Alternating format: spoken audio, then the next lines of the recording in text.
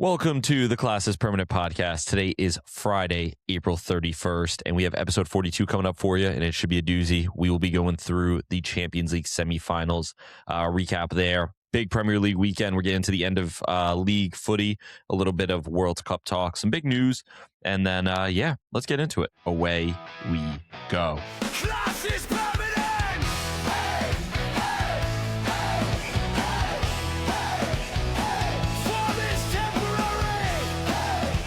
Alrighty, I am joined by my favorite co-host, a man who has decided he's going to coup d'etat our YouTube page, Daniel Capucci.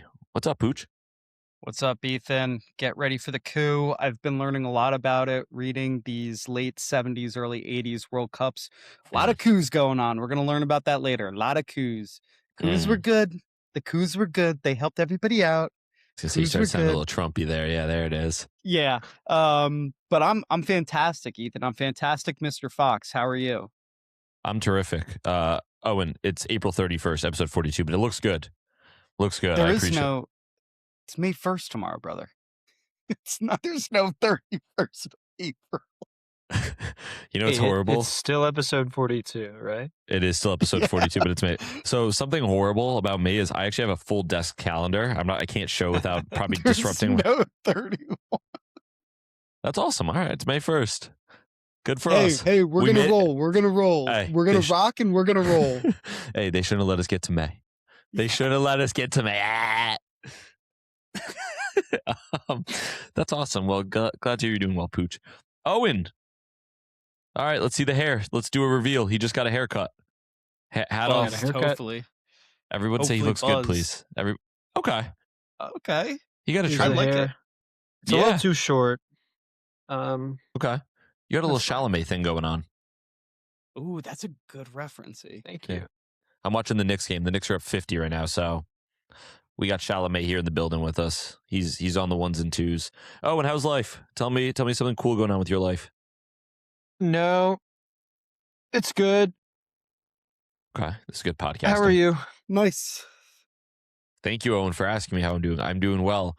I just had to make myself another coffee for those off air as I was about to press record.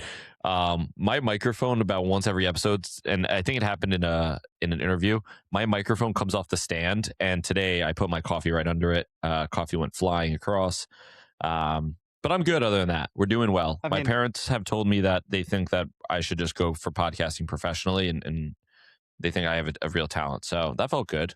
You have a great voice for it. Thank you. You do too. Owen, you're decent at it. Ethan, yes. I just want to bring it back full circle for a second. Owen and I were on the call. The issue wasn't the mic falling off the stand. What was it? Tried dipping your balls in coffee. It's a new segment. It's how does it taste? New segment. At Dunkin', that's normally $2.50 extra. Yeah, let's get into the footy. Some quick news here. So, been a big weekend or a big midweek. I don't know if you guys have seen this. Jose Mourinho is being linked back to Real Madrid. Apparently, Florentino Perez has decided that he is the man to take over after Alvaro Arbeloa has essentially not done much. He's had a LinkedIn Liam. I don't know. I'm kind of hit or miss on this. I don't know if Jose is really the right fit right now. Jose is the perfect fit right now. Yeah. He will come in and stabilize that team. They're not going to win anything like major with him, I don't think. Okay. But like in terms of like a year under Jose, those players will become militant and know what they're supposed to do for then a new coach to come in the following season and actually like compete and stuff. 1 year Jose would change Jude Bellingham's life. He's playing like Job right now. Like 1 year with Jose, boom. Kylian Mbappe, there's a new dictator in town. Wow. Like there's an even bigger dictator. So like that's what I'm saying. Like he will come in and be like, I don't care who I have, give me the whole under 21 team, and I can make them come in second. You guys are overpaid pussies. Yeah, I mean, I think he has the personality for it, but I don't know how well the players are going to respond to it. Is probably Screw the players at this point. What have they done? What have those players done that deserves for them to get a say? the Ronaldos, the I'm not saying to Krooses, get a the say. My Modric. point is I don't know if they're actually gonna respond. Like if it's gonna be positive. And I know that's the point you're trying to make. I don't agree with it because those players are overpaid and they underperform. They've been doing it for 2 or 3 seasons now. Mhm. So if they want to get up there and be like, I don't like the way Jose's talking to me. If I'm Jose or like Fiorentino, like they're going to be on the same page. Like they're both going to be like, True. if you don't like it, you're going to rot on the bench and then we'll sell you for pennies on the dollar. We Damn. don't care. Like Damn. that's how I would approach it if I'm Right. Perez at this point. I'd be like, Jose, give me the guys that you think should wear the jersey.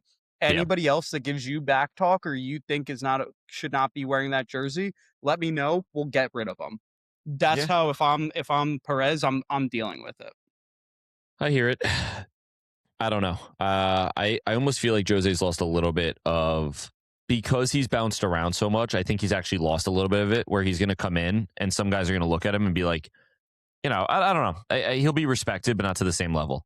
I'll say this. I'll say this. Every single spot post Tottenham that he's gone to, so I guess just 2 teams, right? I think it's more than that. He went to Roma. He's been at Benfica. I think it's just 2. Is that really it? Well, no, he was at Fenerbahce. Fenerbahce, what I was going to say is all the players and the fans, for the most part, love him. Like, I he hear brought in you. Dybala. Dybala loved him. Like, like all these guys love him. So I don't think like you're gonna get some players where they'll be like, I don't like how we practice. I don't like how he's doing this. And I think at that point, Jose is gonna be like, you don't have to be here. Like you can leave. And I think that's how you weed down who is actually a Madrista and who's not. Wow, real quick here. I just typed in Jose Mourinho's name. Fabrizio 2 hours ago. Jose Mourinho is ready. So if he gets the call, he's going. The other one apparently that they've been, of course, right? The other one that he's been linked with heavily is Jurgen Klopp. See, that's one where I think that would be a tougher sell to a team. Not because he doesn't have the accolades and stuff like that, but because he hasn't done it in La Liga or Madrid. Yeah, but I mean, like, he's won a Champions League. He's won the Prem. Yeah. I mean, but Jose comes in and he goes, you see that Champions League there, you see that La Liga title, you see that La Liga title. He only won La Liga. I don't think he won that much with Real Madrid is the thing. He only won one La Liga. One more than some of these players have. I know, but I guess my point is his pedigree with Madrid isn't the same that people probably think. He looks at the board of players that they have there and he goes, you see that superstar on the wall, you see that superstar on the wall, you see that legend on the wall. I managed all of them. You got to do what I say. Quick. Like, it's one of those things, in my opinion. Klopp, I think, is probably the better man. Klopp is more suited to be the guy that comes in after Jose, where it's like, all right, you guys already got ran through the ringer. I'm a bit of a nicer guy than Jose probably was. Like, I'll, like, just play my way. And these guys already have instilled in them, like, Madrid. Not like, oh, I'm running this team. I am Madrid. It's like, no. We all are Madrid. I'm taking a look right now just to see. Prior to, Real Madrid underperformed. I'm just trying to see in his first season, because this was like prime Barcelona, which I guess is not really his fault. He won his first trophy in 2011, the Copa del Rey. He did, so they did win La Liga in 11-12, but I'm trying to see. Yeah, I don't really think he won. I think that's all he won, a Copa del Rey and a La Liga. I don't think he won a Champions League. So my point being is, I get what you're saying. He's got the personality, but at the same time, guys like Danny Carvajal who are in the room are probably looking at him and they're just like, all right, we get it. But Danny Carvajal might not even be there. And if anything, Danny Carvajal is going to be pro Jose, where he's going to be like, yes, some of these guys are pussies. No, like, I think for that reason it's right. But my point is I don't know if he's going to get them winning. Like, I don't think they're going to win with him. I don't either, but I don't think. Do you think Madrid is in a spot, even if they have a fantastic transfer window, to compete with Barcelona next year in La Liga? They should be. I mean, based on the players, they should. I think their bigger issue right now and don't get me wrong, some of it's transfers, but a lot of it is just tactics. We talk about it all the time, where like it just doesn't make sense the way they're playing, right? Like with Mbappe and Vinny both kind of on the field, and then if you play Mbappe and Vinny on the field, you have to play like a 4-4-2 essentially with them two as strikers. And this is part of the transfers where I guess the goal is Vinny or Mbappe, one of them has to agree to be in like that left wing half space, and the other one has to play as a 9, right? Even if it's a false 9, someone has to play in a different space. That's my point. Where, like, I get it. Sometimes you put the best players on the field and you hope for results, but I don't think it's so much of these players aren't good enough. You have Vinny Jr., you have Mbappe, you have Rodrigo, who's obviously been out with his ACL now, but he's on the right side. You have, Bellingham, you have Fede Valverde, right? As we're saying names, those names alone should have you competing for more and stronger. And I guess they do. I think they need to refresh their back line a little bit. Like their defense isn't great. I think that they probably they never really replaced Toni Kroos with like kind of like that deeper passer, and even Casemiro they never really replaced. So I think they're missing some pieces. But Can if I I'm be honest with you? I think all they need to do is bring in a 6 in that midfield. a proper 6, yeah, because they do have Camavinga and Tchouaméni, but they're not playing them as that, and that's not who they are. Yeah, and I also think both of those guys are gone in the summer, if I'm being totally honest with you. Definitely one, probably 2, yeah.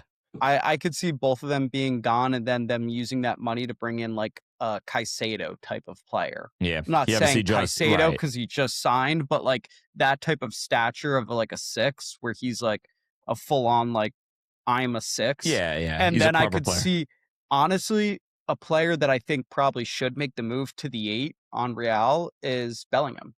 I think I view him more as an 8 than a 10. So I think that he should realistically move into the 8. I think that's his best position. And then you have the duo of Goulier and Paz as your 10. Yeah. And that's a really good, solid midfield. You just add in a couple of backups there, young players for the 6 and the 8, and you're golden. In that midfield. I think the key for them is, again, though, like we just identified profiles, and I think they've been misprofiling their players. Like Jude Bellingham is not a proper 10. That's not his position. He's either an 8 where he understands his responsibilities more as a central midfielder, or he's a false 9. Like he's playing as a striker as a false 9 where he's like, all right, I'm going to be kind of like the box crasher. He's legitimately English Mourinho. Yeah, like Mikel Mourinho. Yes. That's what he is. He's English Mikel Mourinho. Yeah, 100%. And he needs to understand that. He needs to play with someone who's more creative than him. And maybe this is like me falling into the bias of what you see on social media, but I think his playmaking isn't at the same level. He's a carrier with the ball, right? He wants to dribble, and then he's a box crashing, scoring midfielder. That's what he is, right? Versus, and like, I'm trying to think of like Nico Paz is a proper 10, right? As we talk, Arda Güler is a proper 10, like playmaker first. Yes, they have their goals in them, but like they are looking to play make, they're looking to play incisive passes. Bellingham isn't looking to do that. So in my eyes, it's like, I agree with you. He could play as an 8. I would let him play as the 9. Mbappe or Vinny have to make a decision. If I'm Mbappe and I want to win, I'm deciding to play off the right.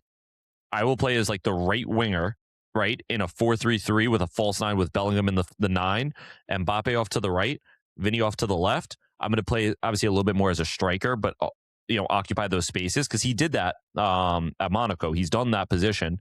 My midfield 3 then is Fede Valverde. If you want, I don't know, Arda Güler, whoever, right, as that number 10. And then, maybe I'm going to use the players out of there, right? Camavinga, Tchouaméni as a proper 6. The backline could probably use a little help. Obviously, Militao's been hurt. He's going to be missing the World Cup, right? But, like, that's, like, kind of proper tactics. I don't know. In my eyes, like, that's, like, a proper setup where even if maybe, some other teams have better players or maybe the profiles don't fit perfectly, it just makes sense. When you have Mbappe and Vinny playing and then you try and put Rodrigo on the right, you have 2 dudes occupying the same half space. Both want to pick up the ball and run at defenses. And then you have Bellingham, who you're playing as an 8 then because you're playing a 3 in the front. So he's playing him at an 8, but he wants to score goals to do his stupid celebration. So now you're really playing like it's almost like a 4-2-4 because you have Bellingham staying too high. You only have 2 guys in the middle of the park, and then you obviously have your backline, whatever. And then you have the 4 up top. 4-2-4's work. We talked about it in one of the World Cups. That's a thing. Yeah, the Brazil, what was it? Right. It was either 62 or 70 worked for them. Right. But you have to identify that's what you're doing. Like you can't just like hope you luck into it. It'll work against Osasuna. It's not going to work when you have to play a Bayern Munich in the Champions League. And now we're talking about the finite details. But yeah, I mean, I don't know if Jose is the right guy for that. But talking about Real Madrid,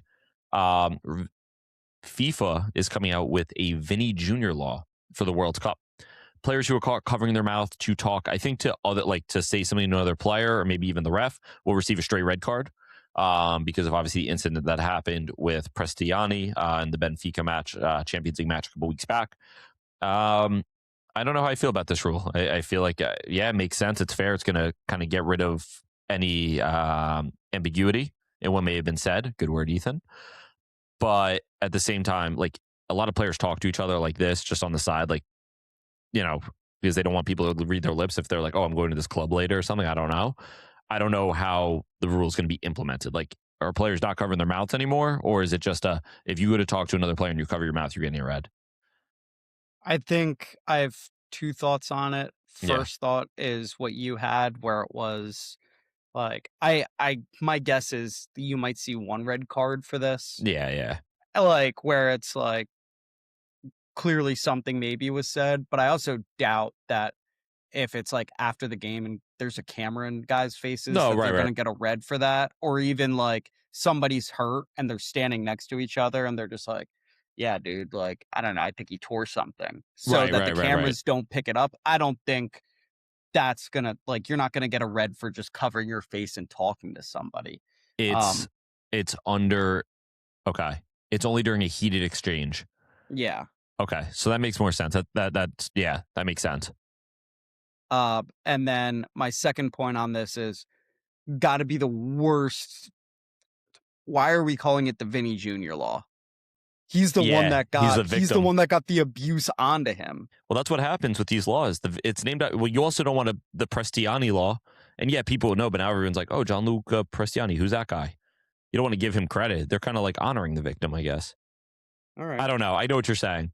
It's kind of weird. Yeah, it's like, no, just don't name weird. it after me. I don't want to be like, no. Talking more World Cup. I saw another headline. I think it was this morning. Memo Ochoa will be making the World Cup squad, which everyone kind of saw this coming. They've been having an issue with their goalkeepers. This is his sixth straight World Cup. 24 years of footy for this man. So that made me decide to look this up. And when I talk about that, I'm literally looking up as we speak.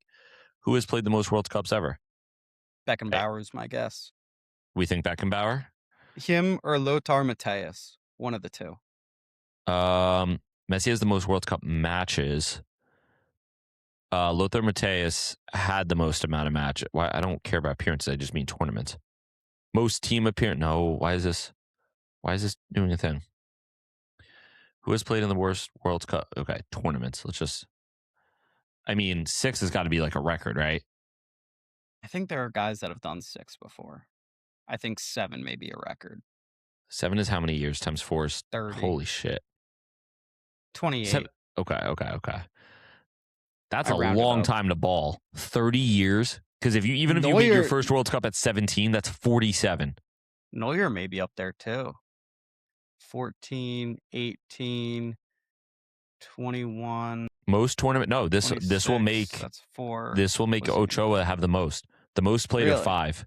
The record's tied for Lothar Matthäus, Rafael Marquez, Antonio Cabral, Andres Guardado. This is probably the biggest issue here is that we're talking about Mexico. They have 3 players here that have played 5. Messi's played 5. Ronaldo's played 5. So actually Messi and Ronaldo will also break this record with most tournaments played. And if this record is... No. Yeah. It says Ronaldo is poised to become the first male player to appear in 6 different World Cup tournaments, but obviously all these guys are. That's insane. Grok is a Ronaldo fanboy. Just pointing that out. I don't use Grok. That was Gemini from our sponsor, Google. Google Workplace. Integrate everything. Yeah, that's insane though. Memo Ochoa, man. I think my kids are going to know about Memo Ochoa. He's going to be starting at the World Cup, or he's probably going to be the coach of Mexico at that point. And they're going to be like, this guy just like always is at the World Cup. And I'm like, you don't even know about it. You don't even know the half of it. He just spawns in for the World Cup. Yeah, you would think that Mexico, like, don't get me wrong, obviously a good soccer country. They've produced some great talents, which, by the way, I think they're also a little underwhelming for how much they're supposedly they love soccer. Whatever. Memo Ochoa, you would think there's a generation of Mexican goalkeepers because of him. They got nobody. Like, you know what I mean? You'd think like the next guy up is like elite. They got no. Like, how did you fumble? How did you fumble? What would you rather have? Would you rather have Tim Howard still starting for our national team, or our current crop, which is just a group of really mid goalkeepers? Sound off in the chat below. Yeah, that's a tough one. I'll take Tim, I guess. He's still in decent shape. So you're complaining about Mexico, but you would take what they have. No, my point is obviously, yeah, like I would rather have, but our crop is better where we actually have guys starting. Memo Ochoa is arguably better than their entire crop. Tim Howard is retired. I think the bigger issue here is, and it's not an issue for me personally, but I think the bigger issue is Mexico is per capita the leading exporter of tortas. So I think there's too many tortas, and therefore it doesn't really produce. Like, you look at Spain has what, 3 guys that could be the number 1 starter on the Spanish national team. How many Spanish tortas? Really low per capita. Like, I think I saw the other day it was like 137 for Spanish tortas. So it's like one of those things where it's like Mexico, I think right now is number 3 in torta exporting. They got to be number 1. There's no way they're number 3. No, I think I saw it was Guatemala was 1, and Belize actually was 2. Owen wants us to get off the topic of tortas. He gets bricked up. All right, let's. To be fair, it could lead us down a rabbit hole. Owen is the number 1 importer of tortas. Mamdani announces free fan fest in New York City, which is nice. Boo. What do you buy? You're booing Mamdani? You're anti-Mamdani? No, I was pretending I was somebody who's visiting New York City for the first time in my 47-year-old life. But I'm born and raised in Oklahoma, and I've never gone outside the state. And the minute you say the word Mamdani, he's my quote unquote president. Like, I have to be worried about what's happening in New York City. So he's offering free. Wait, you're telling me people are just going to be able to hang out and have a good time for free in New York City? They're taking my taxpayer dollars and they're letting people watch the games on big screens. Burn it down. Sir, you live in Clearwater, Oklahoma. This has nothing to do with you, sir. This city has become disgusting. What happened to my New York City? Sir, what happened to all the Elmos in Times Square? Sir, just put the fries in the bag. Yeah, no. I mean, I actually shout out Mamdani for this. He's a footy fan. He's an Arsenal fan, so no wonder you're a fan. I've been seeing a lot of things because obviously it was kind of like the last regimes of all these states who signed off on the World Cup. Like, Chicago's not hosting any World Cup stuff because their city didn't want to pay for anything and they have to host it. So I've seen a lot of other states like New Jersey. I know Mickey Sherrill keeps saying that, we're not going to front the bill for this and that. Which is good. It seems like things are kind of coming back down to earth.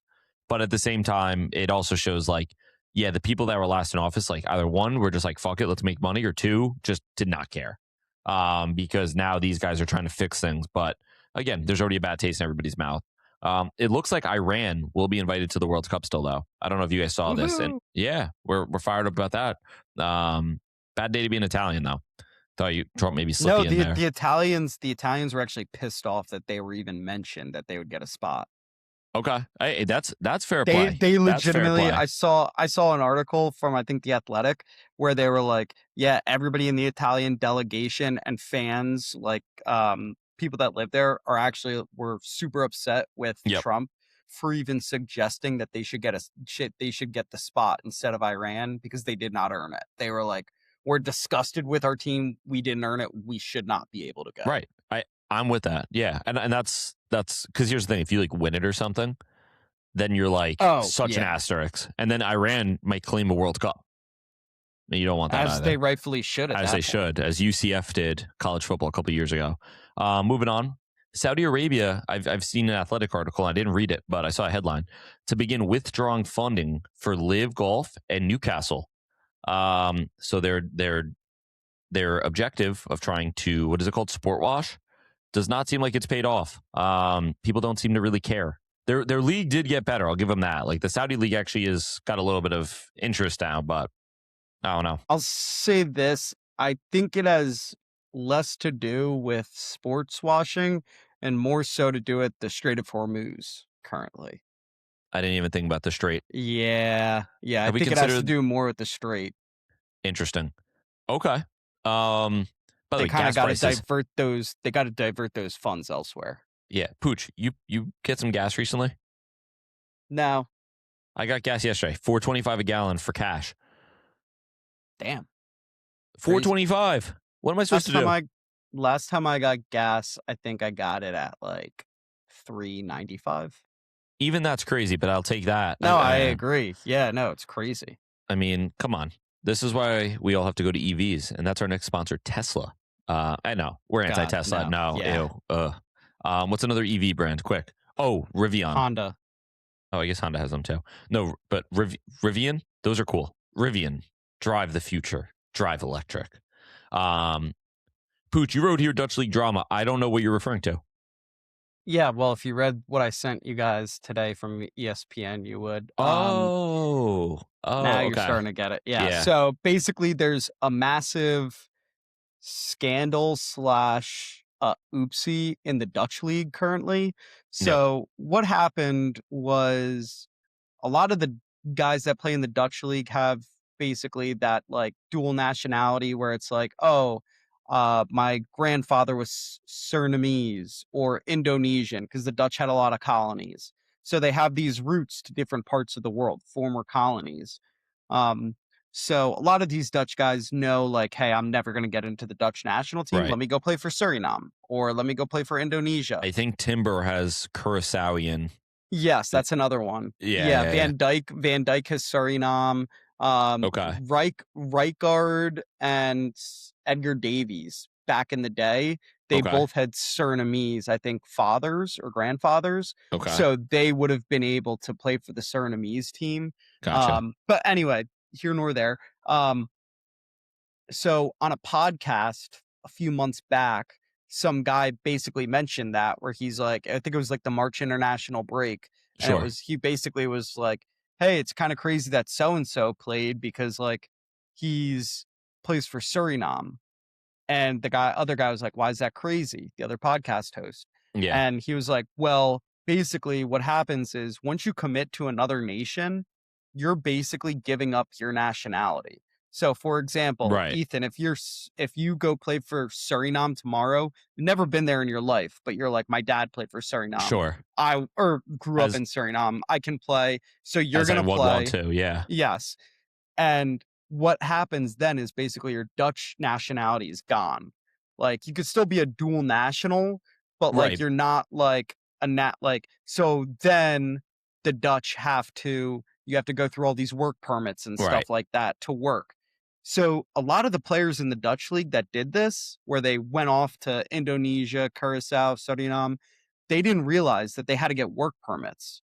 Okay. So somebody gave this to a chairman at one of the Dutch clubs where they were like, listen to this. Like the guy that we played last week should not have been able to play. Right. So he got all of his lawyers together, started a legal like investigation into it. And now there's about 30 to 40 guys in the Dutch league that have been playing without the work permits necessary. And so, so what may happen is they're coming up on like a legal decision that may need to see them reschedule or replay 133 games. There's just no way they're going to do that. Season. They're just not going to do it. But that was what it basically was because these two guys on a podcast decided, hey, did you realize that this guy was playing and he doesn't have the work permits? It's now turned into, well, there's a potential that the decision that is handed down is all 133 matches where people played and they weren't supposed to are going to need to be rescheduled. Let me tell you something. Which would be hilarious, in my opinion. Let me tell you something. I am so grateful that we're not intelligent enough or care enough about things like this to ever ruin a full league schedule. Like, it would be great for views, but I'd also like, what a dork you have to be to go through all that, right? And like think about it and be like, oh, did you notice this? I don't know. Oh, Owen actually says we wish that we could have that impact one day. Let's have that impact on something good, like stopping Epstein Island, something like that. I don't need to ruin the Dutch league. Speaking of that, I just want to point out Epstein's Island or the Dutch league? No, there's just some things that I find a little inconsistent. So for the Wrexham Football Club, Josh Windus is listed as English. I don't think he plays for the English national team. I think he plays for the Welsh team. Mm. Ben Sheaf, same thing. I think he plays for the Welsh team. Pooch reports. Jay Rodriguez, I think I've seen play for Belize. So I just pointing that out. If any aggregators want to clip that, My guy Middlesbrough, Pierce. Southampton, Hull, Derby, if you guys want to figure those fans, if you guys listen, you want to send that in, send it in, see what happens. My guy Pierce from TikTok. I just know he's itching. I know he's itching to ruin Wrexham. Shout out Pierce. Yeah, I mean, that's a tough one. That's going to be a tough one for the Dutch league. One of those things that you go into work the next day if you're like the head of Dutch soccer's legal department and you just are like, bruh. It's not even like, because obviously you're not in trouble. You know what I mean? But it's just like, damn, this is going to suck. Like, well, it's like the dog meme where it's like, this is fine, and then he just Right. has his coffee and there's fire all around him. Yeah, but even then, like, it's not even like that. It's just one of those things where you're like, you know, nothing's really going to happen. They're just going to probably write it off. Yeah. But you're also like, it's going to suck. It's going to be a lot if of reading. if anything, they're just going to ban the players until they get the work permits, Right. and then like, I don't know, fine the teams that played guys. Like that's what it's going to come to. Maybe points deductions, but Yep. I have one last piece of news before we jump into your World Cup review. Carlos Vinicius, the one that played for Fulham, played for Spurs, a couple other teams, he has just missed 3 penalties in 6 minutes. The first one, the goalkeeper stepped off the line. The second one, the goalkeeper stepped off the line again. And then the third one, he missed. Wow. That's Spurs recruitment, though. Yes, let's jump into Pooch's World Cup review, the 1982 World Cup. Yeah, so boys, this is a great World Cup. This was a great World Cup. Gonna start off with the hosts. Spain has arrived. First mention of Spain in the book. Spain has arrived. Vamos. Their hosts, however, like we mentioned in 78, they're also going through a bit of a coup themselves. This is 6 years after Franco died. Leading up to the World Cup, about, I want to say, a month and a half before, the Basque separatists killed 97 people. Happens. So not great times in Spain. So Spain's happening. I'm going to be honest. They end up, they're low-key bozos. They got saved by some dodgy officials making it to the second round, but they ended up drawing Honduras, losing to Northern Ireland, and then just got bounced in the second round. So not a great showing, but that was all that there was to say about Spain. Another piece of news is, in the midst of this World Cup is the Falkland Islands War. So Argentina versus United Kingdom. Yes. So the United Kingdom, which in this World Cup, there were 3 teams that made it: England, Northern Ireland, and Scotland. They got dummied low-key after making a fuss about the Falklands before. They were like, Argentina shouldn't be allowed in because they're trying to take over our islands. Right. And I think Scotland got bounced and got grouped. Northern Ireland, I want to say, made it to the second leg but got dummied. And England, I think, same thing, made it to the second leg but got dummied. Argentina, meanwhile, is still in their propaganda bullshit. But Maradona's arrived. Maradona, this is his first mention in the World Cup. So while they're in Spain, like, they're basically still being fed like propaganda lies back in Argentina, like most of the players being like, oh, like, we're winning this war, like, look at all the boys go off to war. Also, here highlights from when we won the World Cup 4 years ago in 78. Look at this. This is pretty cool. Type. Yep. While they're in Spain, they realize, oh shit, maybe all of what we heard in Argentina is untrue. Maybe that's all a lie. So they're starting to get the real impact of it. And then in the middle of the World Cup, they find out that they lost the war. They just ended up losing. And this basically imploded within the group. So players start sleeping around, like in Spain. I think there was a mention of a German model with one of the players. Wives are mad at husbands, threatening to seduce and lay down with other men after arguments on the beach. And then Maradona just doesn't live up to his status at the time. Like, he's one of these, like, oh, he's going to be the next Pele. and he just does not live up to it. He actually gets a red card, and they lose to Brazil in the second phase. The other real big, there's really two big moments too. So, or two big teams left. So Italy kind of was at the peak of their power. So Paolo Rossi, does that name ring a bell? Yeah, legend, leading goal scorer in 1982 World Cup. He was actually. I know ball. Yeah. So he was I can entering name every kind leading of goal scorer. nice. So he was entering the peak of his power in 78/82. In the 78 World Cup, he had 3 goals. But he actually, in 1980, got a 2-year ban from Italian football. So it was for betting. It was kind of a really dodgy betting where it was like basically this deli guy and then a grocer bit off more than they can chew. And then they started going around like different clubs around Italy trying to get the money back. And the encounter Rossi had with them was literally them he's in the training camp with his club.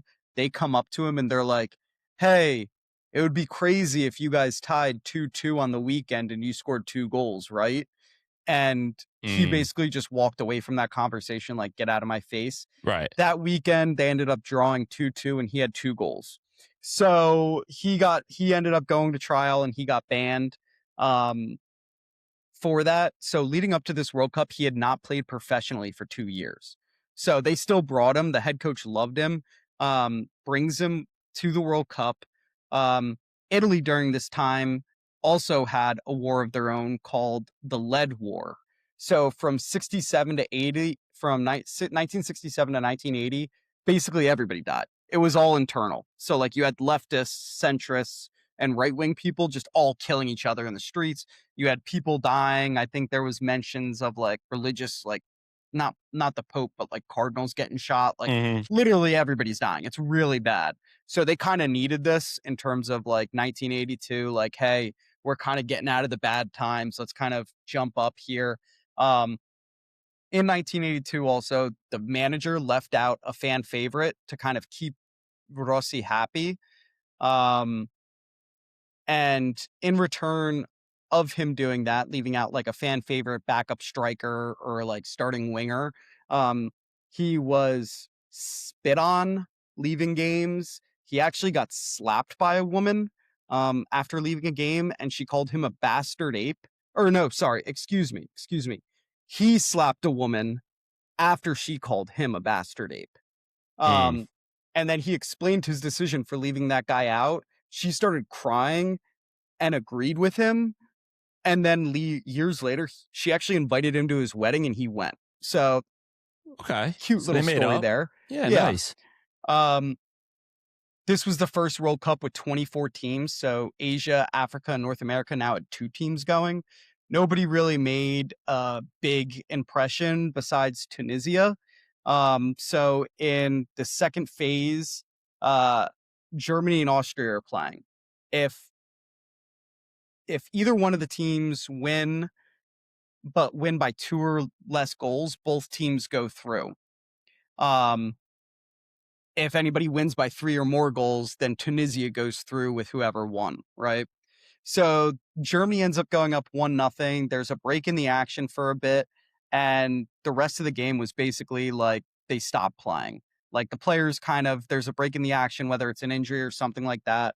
Break in the action, players start talking, and both teams basically came up with, hey, let's just stop. Let's just both go through. Like Germany, you get the dub, like, but we both go through. So it was a super boring. Both sets of fans hated it.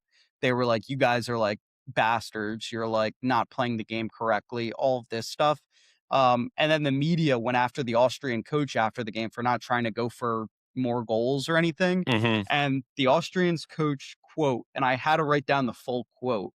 He said, "A sheik comes from the oasis to get a sniff of World Cup atmosphere for the first time in 300 years and thinks he can now open his mouth." Claims that it wasn't race driven, by the way. Okay. Yeah, no. Yeah. I get Yeah. Fair enough. Yeah. So West Germany end up going to the finals. France, meanwhile, is also back. They have Michel Platini. And in the semifinals against West Germany, their substitute striker, Patrick Baston, missed a shot wide, but the German goalkeeper still ran through him. Like, I watched the video after reading this. You could look it up on YouTube, 1982, West Germany, France. The keeper just runs through him, like basically hip checks him in the face, full force. Mhm. He hit him so hard that Baston was knocked out unconscious. He lost 3 teeth, broke a vertebrae, and went into a coma. That's how hard this guy Dude, hit him. real Do you quick want to side know what story. happened after? Real quick side story. Some guy named Yeah. Lazard at men's league this week hit me so hard in the back. I felt like that was going to happen to me. Dude looked like a Jokic brother. Dude was fucking huge. His name was Lazard. Anyway, go on, Pooch. Yeah, you and Batstone, same vibe. Yeah, I felt that shit. Yeah. Pause. Goal kick was awarded after all of that, by the way. No Fair- hey, cards, play on. just a goal Play kick. on. Yeah. France was up 3-1, but obviously after seeing their teammate knocked unconscious, broken vertebrae, in a coma on the field, they ended up Understandable. capitulating and lost on pens. Good word. So West Germany, thank you, is in the final. On the other side of the bracket, Brazil is Socrates and Zico. Good for them. They're in the quarterfinals. Italy win off the back of a Rossi hat trick. Okay. So Rossi scores a hat trick. I think it was quarters, and they go through. They beat Brazil. Final is Italy versus West Germany, and it is 3-1. Italy gets the win. I believe this is their 3rd World Cup at this point. First one since the 30s/40s, though. So they've waited almost 4 decades for another World Cup, and they got it. Maybe I'm wrong. Maybe this is their 4th. I don't know. I got a lot of history for World Cups in my brain. I'll have to figure it out later. Rossi, though, he was out of soccer for 2 years, and in this tournament ended up winning the Golden Boot and Golden Ball. So a big tournament for him. This World Cup, to me, ranked 2nd, right behind 1970. I thought it was fantastic reading. I think there was a lot going on, a lot of different things happening, and it sets up for 86 perfectly. Okay. Good stuff there. 1982 World Cup. Where do you rank it again? 2nd. Okay, that's what I thought. I don't know why I thought you said 6. Do you want my 6th? Yeah, what was your 6th? 66. It's actually kind of crazy. A lot of 6s in there. 6. We're pro Drake podcast. All right, now it is time for our midweek recap. And of course, this middle of the week, we had the Champions League semifinal first leg. Going back to you singing right there. You know what we need to bring back that we did on those first episodes? We used to just sing the intro. That was awesome. Yeah. Okay. Owen's going to comment on that. Let's see what Owen's comment is. Agree. He wants us singing again. Okay, cool. So we're going to start doing that again. We're going to start singing the intro song because that was awesome. Let's jump into it, though. PSG beat Bayern 5-4. I, like usual, was working throughout these games. You'll know if there's a big game on or if the game's going to be good because you could text Ethan, and if he's working, just know it's going to be a good game because I miss every good game that's ever happened ever. The World Cup, the messy one, I was working for the Jets. I watched the end of it in a suite. I had to go hide in a suite to watch it. That's kind of sweet. Yeah, the World Cup in 2010 when Spain won, I was on my dad's side, so not my Spanish side, my dad's side. I was at one of his cousin's weddings, and I was like an usher. So I had to be part of all the pre-stuff. So I missed Iniesta's goal. What about the 2023 Copa Libertadores final? You ain't a ball knower like that. You ain't a ball knower like that. You know what's funny is I probably didn't watch it. I was in a hot tub in the Poconos. Bitch. With who? Who else was in it? Pancho? No. Who was in the hot tub with you? No, it wasn't Pancho. Who was it? No, I was just joking. I don't know where it was for 2023. Okay, no problem. This guy just called me not ball knower. Anyway, and by the way, Lorenzo Martinez on YouTube literally said that our vibe is that we don't like each other. So we have to try and act like we like each other again. That's so funny. He was like, I got to make sure people know, like, yeah, you guys don't like each other. What a dork, Lorenzo Martinez. Are you Italian or Hispanic? That's a great point. That's a Make great game to decision. play. That's a great game to play. Italian or Hispanic.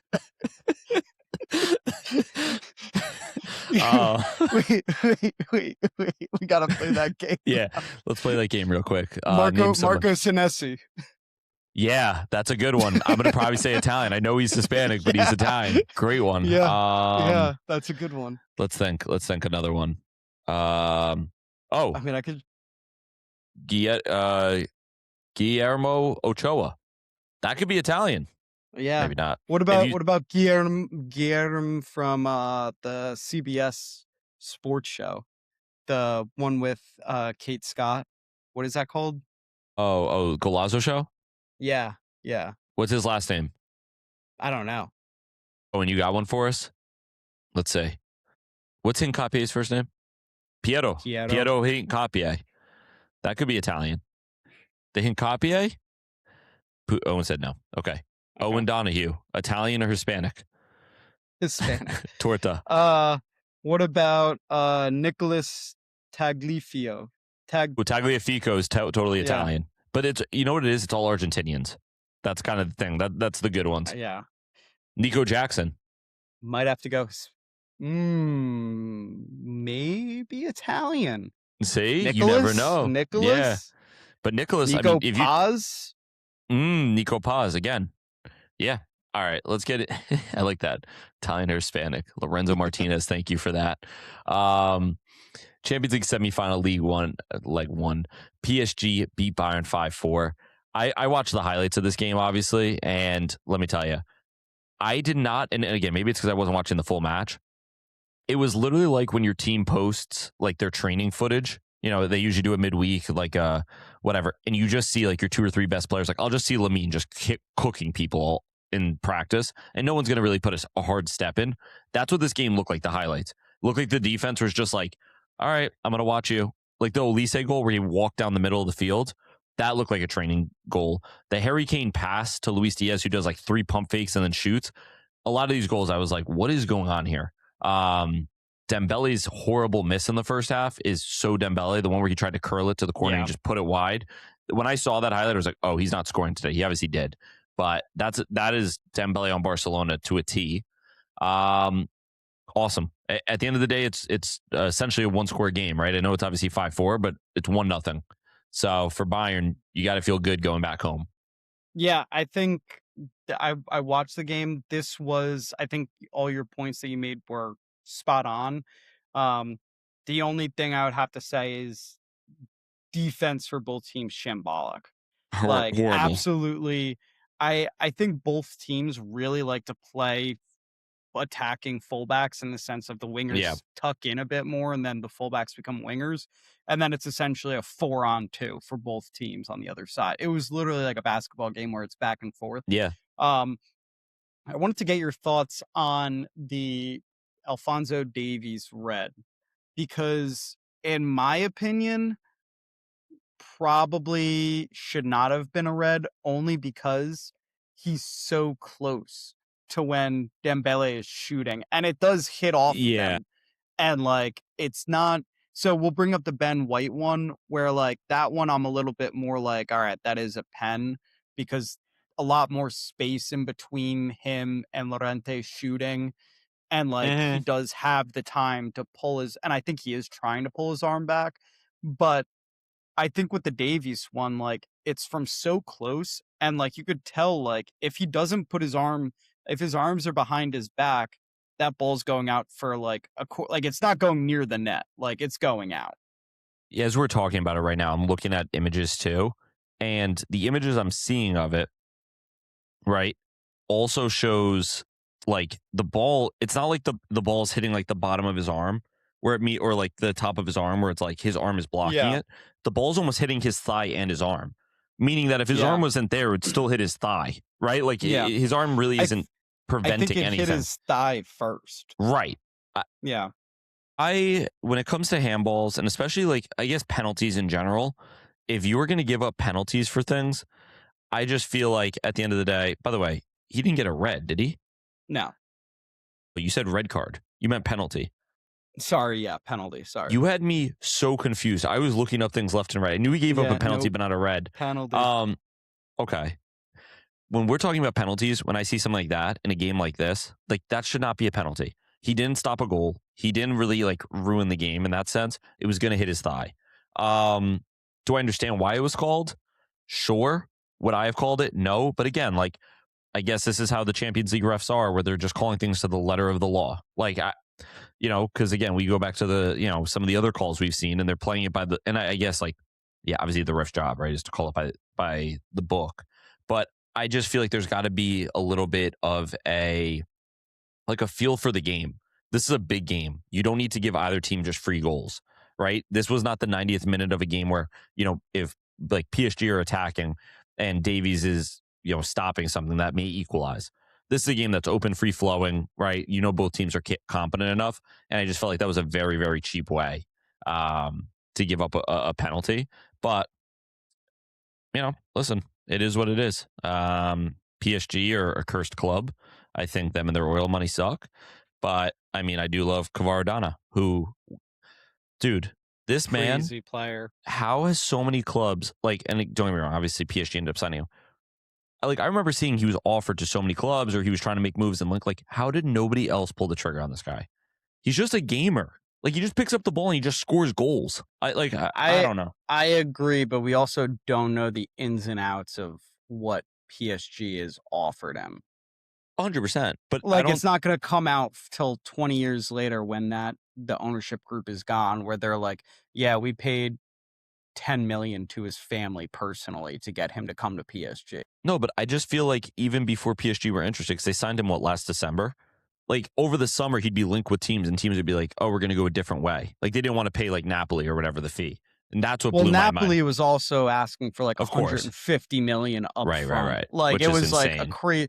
They were asking for crazy numbers. Obviously but for maybe listeners that don't, a lot of soccer teams, what they do is you'll see a transfer fee. So for example, if a team pays 100 million for some guy, they're not getting that 100 million tomorrow for the most part.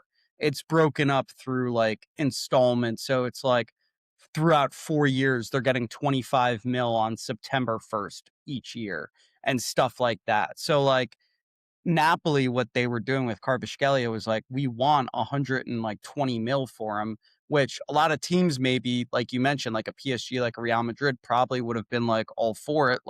We'll pay you 120 mil over 5 or 6 years. And Napoli was no, we want it over 2 years. And it's just crazy. No team financially would be able to pull that off. It's just crazy. Maybe he signed for 72 mil dollars, US dollars, which is a little bit just crazy. Whatever. Also, why would Luis Enrique leave this team? Why would he go anywhere else when you have these players? I can't understand that.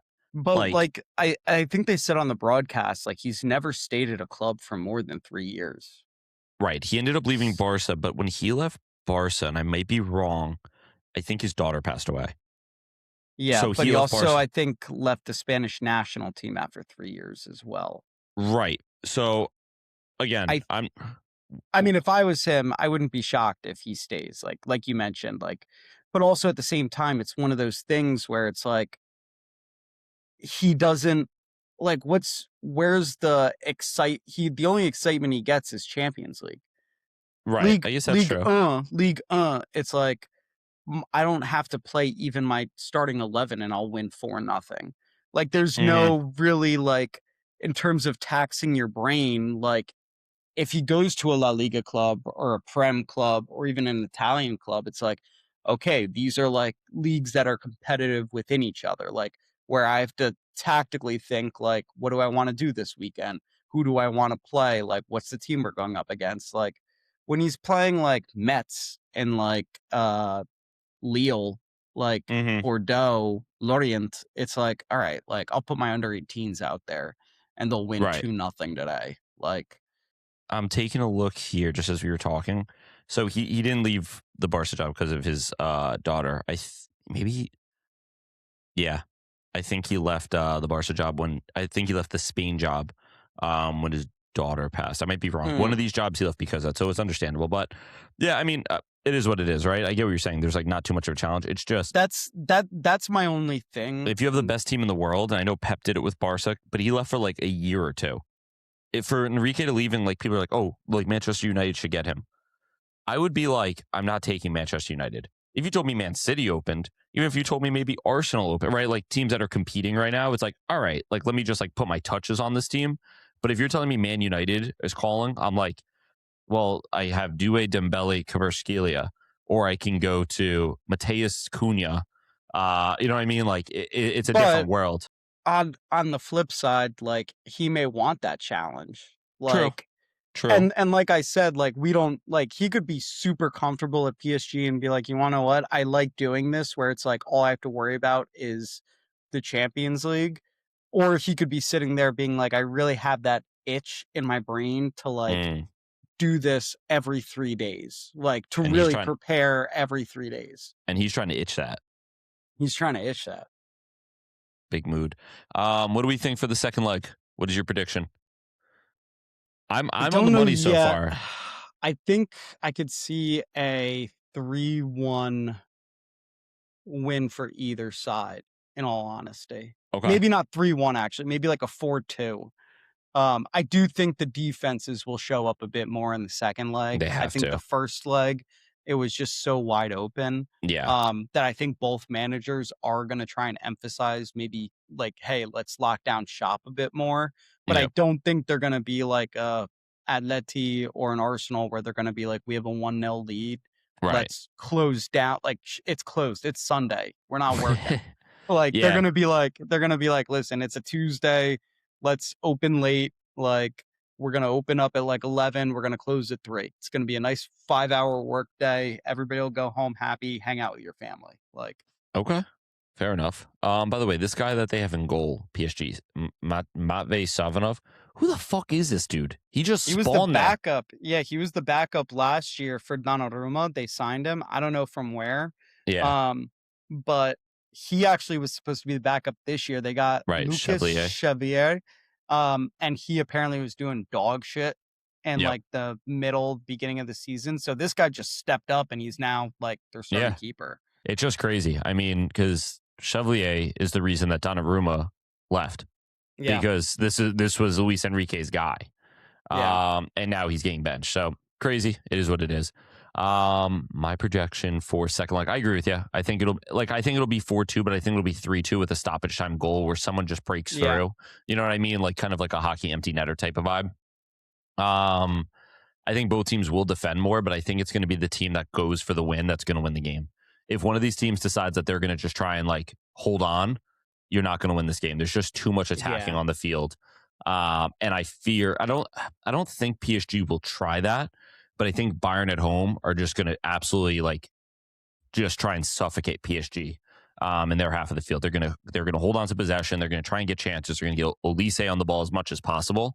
Yeah, we'll see. I agree with you. Maybe like 4-2, but it's really a 3-2 game or something.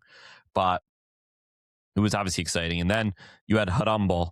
Atleti draw Arsenal 1-1. 2 penalties is the way that this game goes, how you get your goals, which the fact no one predicted that and just like 2 penalties, like so true. I wrote this. Maybe this was a little harsh. I think either team does not stand a chance against PSG or Bayern, but maybe I'm wrong.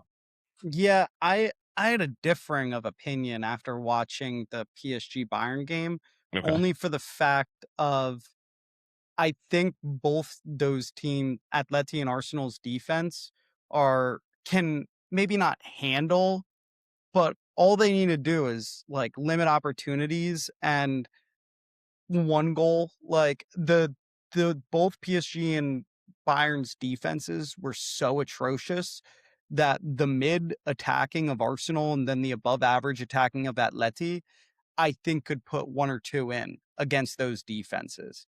And on the flip side, and then on the flip side, like a great attack, but I think both those defenses, Arsenal and Atleti, have really good defenses. Like I think there's a reason why they're in the semifinals and they play the way that they do is because they know that, hey, our defense is kind of our bread and butter. That's like our calling card. Like we can go up against an Olise, Kane, and Diaz attacking line, or a Doué, Barcola, Dembele line, and know for a fact we give up a goal, but like besides that, we're good.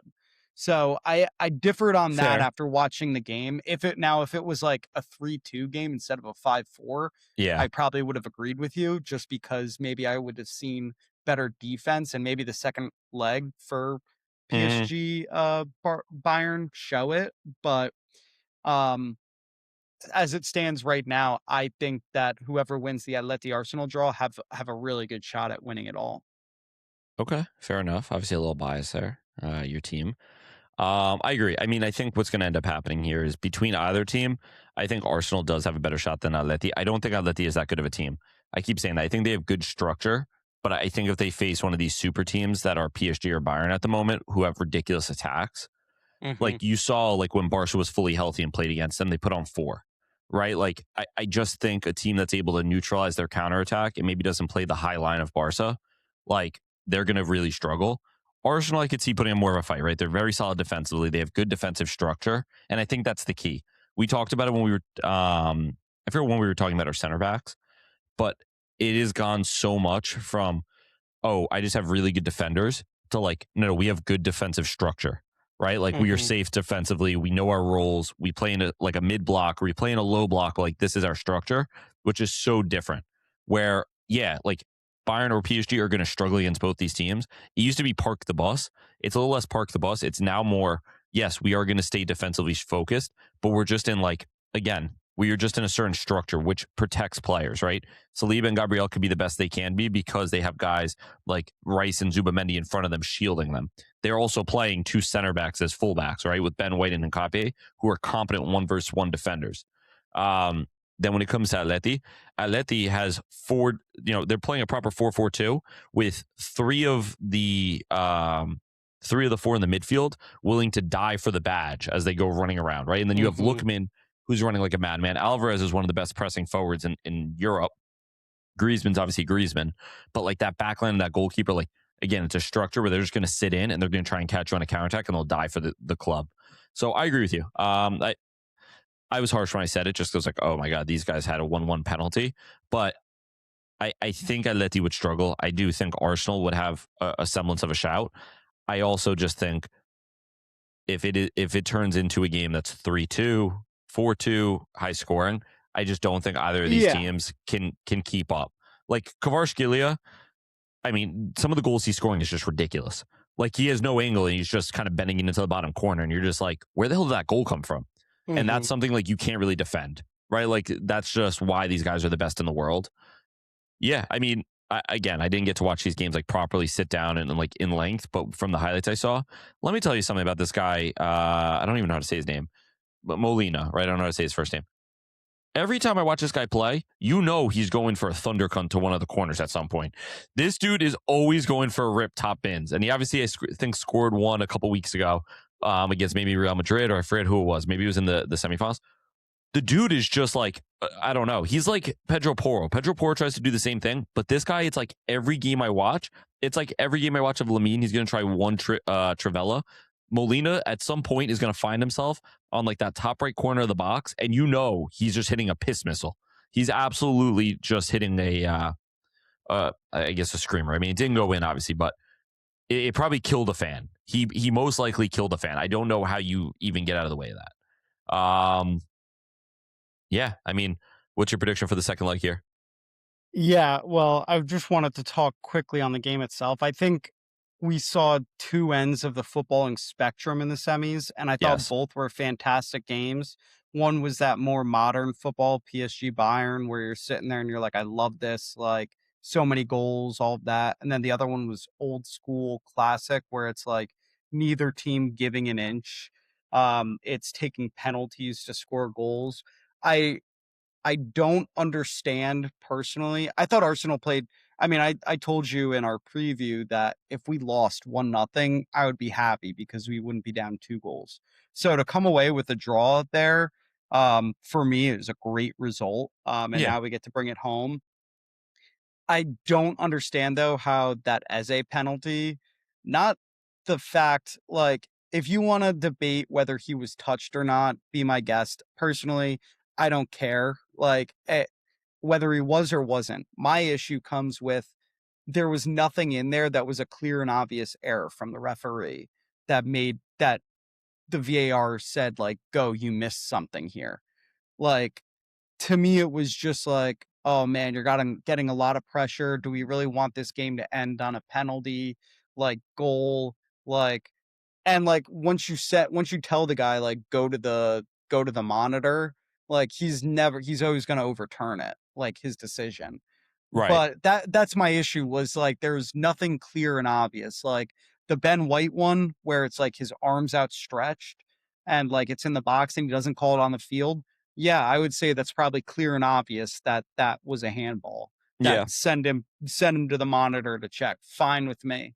But the third penalty one, I did not see anything in there that I was like, wow, the ref really missed this. So I was just a little annoyed at that part of it, not the foul itself or anything, just that particular why there's nothing clear and obvious about it. Yeah, that's my whole issue with VAR in general. I'll say it all the time is like it's made for clear and obvious errors, and then we're going down to fingernails. That's not clear or Yeah. obvious. We could not. I don't know if you've seen the replay of it, but like you No. just can't tell if like he stepped on him or not. Like there's no decisive like video where it's like, man, he just put his foot in the ground and jumped or Hachko clearly stomped on the ankle. Like it's just so like the way that the cameras are and like the position of the feet. You could look at it one way. It's like one of those interpretive paintings where it's like, oh, I see a person. Oh, I see a horse. Like you could look at it 1 minute and be like, that is a penalty. And then the next you're like, I don't see it. Like, but the fact is he got sent for like an unclear, like there's nothing clear and obvious. Now that I'm looking at it, this angle is not a penalty in my eyes, but I understand what you're saying because it's just one angle, and there's probably another angle that it really is a penalty. I don't know.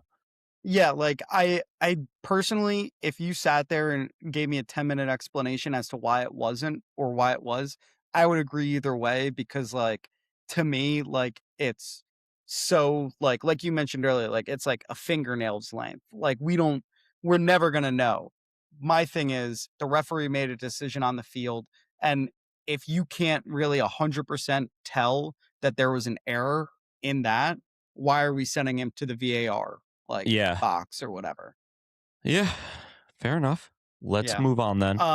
Predictions. My prediction. My prediction is this leg is going to go into a penalty shootout. I don't know. I'm hoping, I'm praying that Arsenal would win that, but I just have a feeling that it's going to be like a 0-0 or a 1-1 at the Emirates. There's going to be extra time where both teams have one class opportunity where a guy like Gabby Jesus skies it. And then a guy like Llorente puts a screamer into the upper 90 and Raya barely gets fingertips on it and pushes it out for a corner. Huge fanfic. And then it's just going to go into penalties and going to be a wreck. All right. That'll be kind of awesome. Maybe I'll get sick next week for work and I'll find a way to watch it with you. You can. I got PT right beforehand. I feel like that's going to be a horrible experience if I watch with you because I'm just hate watching the whole game. Everybody's on hate watch other than Marcus Llorente. I like Marcus Llorente. I think he should play right back for Spain at the World Cup. Real quick, U.S. Open Cup. NYCFC wins the Hudson River Derby 3-1. Didn't watch it, but New York City Derby. And let's move over to John Murphy and in his U.S. Open Cup with one Knoxville. Unfortunately, they run into Columbus and their run ends after a 4-1 thwacking. I might cut me saying thwacking. That was not nice. Real quick, let's go to around the world. This could have probably just been a headline. Al Nassr beat Al Hilal 2-0. Did you guys see this with Demiral? Demiral walked around the field at the end of the game, maybe before the game, displaying his Asian Champions League medal, which caused a bunch of issues. He then is calling the referees a disgrace, saying that they pushed for Al Nassr to win. No shit, man. No shit. You're going to the Ronaldo League, brother. He's been there for 3 years, and he's like, "Holy shit, this might be rigged for Ronaldo." Yeah. I mean, like, wow, man, you just figured that one out. Really well done, Demiral. What I like is we have the little thing that says Columbus 4, Knoxville 1 on the bottom. So people are going to be thinking we're talking about Ronaldo and Demiral. Right now, we're talking about Columbus. Playing for Columbus. and one Knoxville. Yeah, I just thought it was funny. He's like, it's a disgrace. They push for them to win, yada, yada. Okay, man, no problem. Whatever. Great point. And next piece of news. Exactly. Supposedly Al Nassr is also closing in on their first Saudi title. So at least under Ronaldo. So congrats to them and congrats to Ronaldo. It's a really amazing achievement that he's done there. And that's why he's considered the GOAT, one of the best. If you can't tell, I'm lying. All right, let's get in. I don't think he's the GOAT either. Yeah, me neither. Let me tell you something. Like, geez, I just had the craziest like flashback to a video. You ever see the video where the guy's like, I'm not gonna rub your feet. Yeah. Yeah, I'm not gonna massage your feet either. Yeah. They're like, that was me. That was me with I hate Ronaldo too. You just paused. I love that video. You just paused and I went, I don't like him either. Yeah, that's the best. That's one of the best videos ever. And the people that I still can't tell if it was like a skit or if it was real life. Like that's what makes those videos great, is when you can't tell if it's a skit or real life. Here's why it has to be a skit, because why the hell was she recording? But on the flip side, you've never done something where you thought it was funny and then you're like, wait, watch this other person come up, and then you just redo it so you get it on video.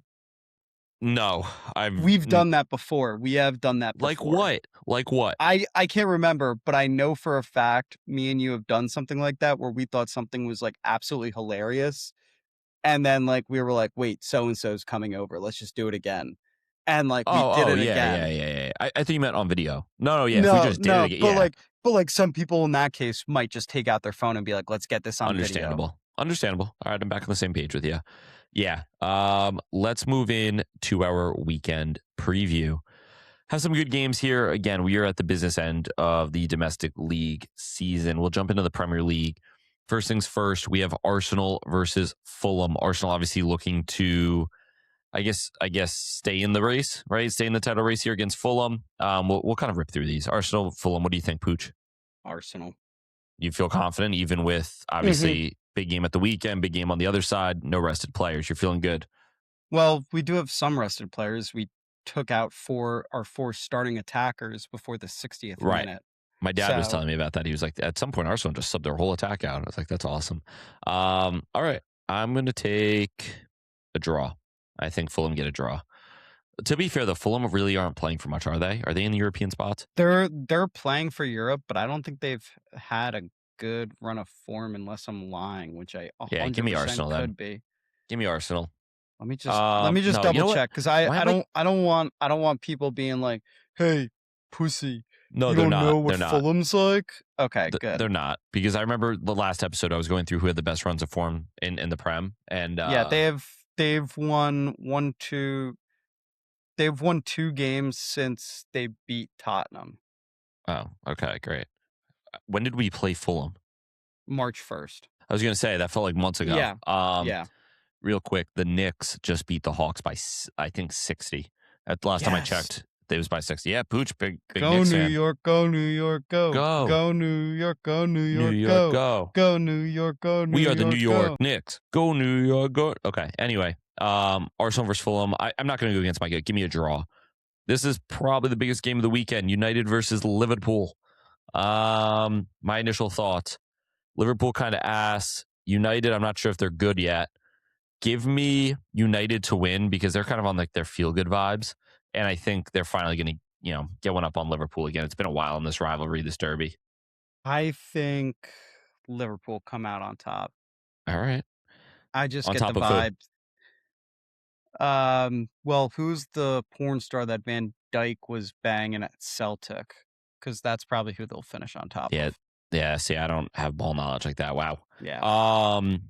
Aston Villa versus Spurs. This is one of those where if I'm looking at it on paper, like there's no way Spurs should get a result, but it's because of the fact I'm going to probably not watch that Spurs are going to win 2-0. Like something stupid like that with Kolo Muani having like an assist and a goal, and then Kevin Danso scoring a big header. I just did a little header. I don't know. I'll take a draw though. I think Spurs get the win, mainly because Forest beat Villa yesterday in the Europa League. semifinals of Europa League. Yes. Yeah, they're gonna rest their team.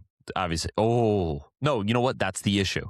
They're gonna rest their team, which everyone's gonna be like, no, they rest their team. Spurs are gonna get a result, and then we're gonna shit the bed. Whatever. You guys also have no attack, so I think That's I my may point. just take the draw too. Yeah, I just draw thought might about be it. fair. I think I may take the draw. Okay. Chelsea versus Forest. Give me the tricky trees. I don't want them to win, but give me the tricky trees. I think Chelsea are gonna win. You know, yeah, no. McFarland's at the wheel. You're right. McFarland's at the wheel. Chelsea between that and then Forest also feeling like, I'm sure they feel the heat a little bit, but the last couple of weeks maybe took the heat off. Yep. Just being like, we can afford to lose this game if it means we go to the finals of the Europa League. 100%. They actually might be the first team to be in the Champions League and Championship. I mean, it's not the first team, but they might be like the most recent. Because if they go down but win the Europa League, that'd be crazy. For a while, people thought it might be Spurs last year. Everton versus City. Just give me City. Everton are so shit. I think this could be a draw. I could see a draw at Everton. The boys will be buzzing at home, taking on City. I think they're still fighting for a European spot. The pressure, if Arsenal win the day before, is on City, where it's like, hey, we have to keep up in a sense. I could see Everton getting out of there with a draw, or City leaving with a draw. So here's the thing. I could see it, but I'm also just like, this is one of those. Let's be honest. It's either going to be 4-0 City or a draw. Yeah, that's fair. That's kind of exactly where I'm at. It's literally going to be City 4-0, and I'm going to look like an idiot, or it's going to be a draw, and I'm going to be like, I told everyone. Yeah, because I've been banging this drum for weeks that City's going to draw this game in particular. I didn't know you had a girlfriend named this drum. La Liga. That's a good one.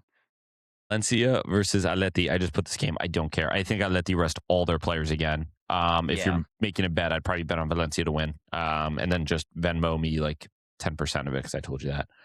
Osasuna versus Barca. So I got to look at the implications again. La Liga table. So El Clásico is not this weekend, but the following. Barca are 11 points clear of Real Madrid. I think it's if Barca beat Osasuna this week, they'll be 34 games played out of. So there's 4 games left. I think if Barca, let me look this up. I'm not doing the math. This is good podcasting. FC Barcelona win league against Real Madrid. Okay. Oh, they can actually win it this weekend. So if Barcelona beat Osasuna, and if Real Madrid lose, if just Madrid has to beat Espanyol. So if Barcelona beat Osasuna and then Madrid gets a draw or a loss, Barca wins the title this weekend. So that leads to, if both teams win, I believe the next weekend, Barcelona could beat Real Madrid. If they beat Real Madrid, they will win La Liga after the Clásico, which would be awesome because for those that don't know, in October, Real Madrid beat Barca in the La Liga Clásico. What if Barcelona lose and Real Madrid win? Is it still next week? It would be an 8-point gap then. I don't know. That's a really good question. Because if that's the case, and I'm a Barcelona player, low-key, I'm throwing it. Is it at the Bernabeu? No, if both teams win, you still have to wait till next week. I know, but if Barca lose and Madrid win, can they win it at the Camp Nou? Yeah, but regardless, if both teams, but why would you lose if you could just win and Madrid are going to win anyway? Do you get what I'm trying to say? No, I understand what you're saying. I guess what you're saying is no matter what, you want to guarantee that you play them next week for the title. Yeah. The only reason why beat them on your home field to lift the trophy in their face. I think regardless, I don't know. I'd have to do the math. That would make it an 8-point gap, which makes sense. Like being 11 points up with 3 games left. No. They wouldn't mathematically have won. Okay. Because there'd be 3 games. Then you gotta win. Then you gotta There'd be 3 games left and a 12-point, which is a 12. No, that's a 9-point gap. Still. Whatever. I think your math is correct. And then Espanyol versus Real Madrid. Espanyol is a Wait. weird team. Your math was right. Espanyol. No, I was gonna go to another. I have another La Liga game I want to shout out. I thought you were just moving on from Espanyol. I was just going to say Espanyol versus Real Madrid. I think Madrid gets a result, but Espanyol are going to fight them hard. This is another like Barca versus Madrid derby. Yeah. But Espanyol are such cocks, man. They really are such simps for anyone who doesn't like Barca. So like Getafe and Real Madrid are like aligned the same way that, again, Espanyol and Real Madrid are aligned. Like they all like just hate Barca the same way. Like I think Barca likes Valencia because like they kind of hate like Madrid and those sides of the country the same way. You know what I mean? So like Barca, it's like, we play you, we're gonna have to beat you, but like we're fucking with you. You know what I mean? Like same thing. You guys in Atleti are the same way, kind of. Maybe not honestly, recently, no, within the that's last fair. couple months, but yes, historically, yes, you guys yes, we both hate the same person. The same way Getafe hates Barca, I feel like Getafe doesn't hate Real Madrid. You know what I mean? It's okay, fair, good. That was the best example you could have used. What was the other La Liga game? Sevilla? Sevilla versus Sociedad. That's going to be really tough. I mean, Sociedad, I think Sevilla are going down. I think they are, which is like so sad. But let me tell you something, and this sounds horrible. It's going to be a great career mode save next FIFA. Oh yeah, 100%. FC 27, first save. We're booting it up. Ethan Cohen is taking over Sevilla, and we're coming back up to La Liga with Ramos as my sporting director, or as my the owner. Ooh, that's gonna be cheeky. That's all you had on that game? Yeah, that's literally. I just wanted to shout it out. Fair enough. Let's move over to Serie A. The only game I noticed of actual like stature was Como versus Napoli.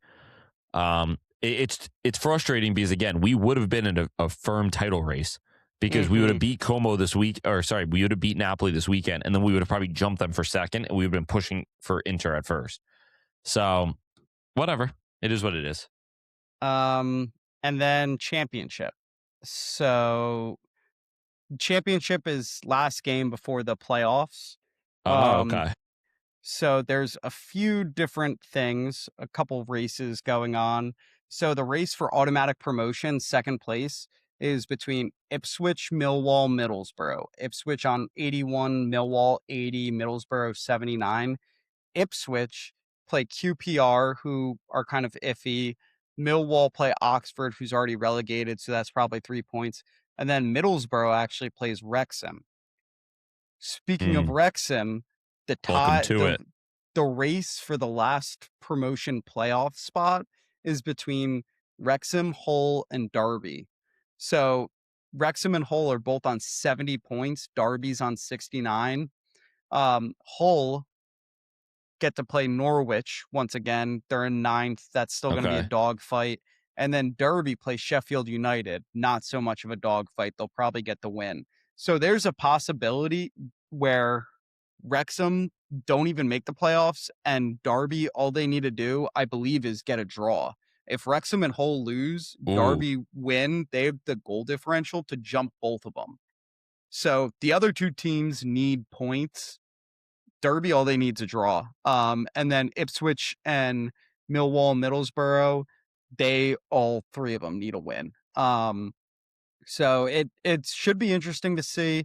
I believe all the games are on at 7:30 on Saturday. Nice. So if you kind of want to get that that adrenaline rush, that whatever, endorphin, whatever, pop it on at 7:30. I think they're all gonna be on Paramount Plus. So you may have a Golazo show where it's just going through every single team, all the goals being scored.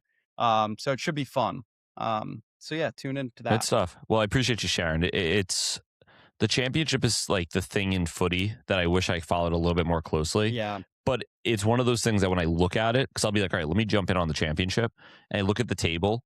There's so many more teams. There's so many more games that I'm like, all right, I don't really even want to jump into this world. It's like the Game of Thrones books. I'd love to read them, but I'm scared. Like once I start it, it's like you simply have to just do it, and I'm not ready to do it yet. I think it's also difficult because like if your team is in it, you're all in on it. Right. But like if you don't have a team in it and you're like, let me just watch it for the love of the game, right, you're gonna be like, I cannot follow this, and then also follow like my Premier League team and Right. my La Liga. Like, it's just too much sports at that point. But I will say it is fun checking in every couple of weeks Yes. to see. Maybe next season we can have like a monthly, just 10-minute championship catch up. Yeah. The championship catch up. Ooh, I like that. It could just be the catch up of all leagues where we just tap into everything going on, right? Like we talk enough about the Prem where like we don't need to talk about the Prem table. We could be like, oh, like here's what's going on in La Liga. We could talk about like Sevilla being like, this would have been a different point, Dog or shit. Serie A, Bundesliga. We'll find some other leagues that I know, like in the Swiss league, like Grasshopper, who I think were like the best team, like they're about to get relegated, stuff like that. Actually, that's another story. LAFC has to sell out of that team because the fans have been protesting because they're about, I think, face like 2 straight relegations. So I think one of their banners like get Will Hanks out of like, or Will Ferrell out of our club or something, which is just wild. But It's like the 50 Cent meme. What are you saying fuck me for? Same thing, like Leicester. Let me tell you something. All the way to League One is insane. They won the Premier League 10 years ago. They're like Luton, 2016. but a bigger up Luton. Yeah. What's crazy is yes and no. Other than winning the Premier League, I know they were in the Prem for a couple of years, but like it's kind of funny. Like before that, no one really knew Leicester. Like, yes, Leicester's been a team that's been in the championship and moved around, but until they won the Prem, like everyone just expected them to go back down. So they've kind of gave themselves some stature, but it's also like they kind of are at their level. Like this is their history a little bit. Also, Sheffield Wednesday could do the funniest thing. So they got deducted 18 points earlier in the season. Right now, they're on -3. They're playing West Brom, who already survived relegation. Would be the funniest thing if they won and they ended the season on 0 points. That'd be awesome. I didn't even know that's possible. Well, they also, if they lose, they end on -3 points. So yeah, but at least that tells the story. 0 is hilarious because 0's you're gonna look at it first and be like, oh, it was bad. yeah. Yeah, well, listen, I don't really have too much else. I think that's our show today. Any updates, Pooch? Pooch is going to be running our YouTube. We're going to be trying to get the YouTube up and going. We're going to be trying to post more clips. You've probably seen them. We have a new visual aesthetic, which looks really good. Owen is still on the pod. He probably talks a little bit less because we have him in backstage mode now, which is pretty cool. So now he's backstage and he's putting stuff up on the screen. He every now and then writes us a chat. Like, for instance, stop talking about tortas. That was a good message. Thank you, Owen. Let's actually bring Owen back. And the cool part is I could just hide Owen, but we're going to bring Owen back. Let's bring him back. Okay, Owen's back. Hey, Owen. Oh my God. I was down there for so long. Thank you for bringing me back up. Yo, pause. Come on, clip that. No, I realize now. You know what? Just put me backstage again. Don't actually. Let me talk to the guys. Well, that's our show today. As always, class is permanent, form is temporary. Enjoy the matches this week, and we will see you guys next Tuesday. Peace.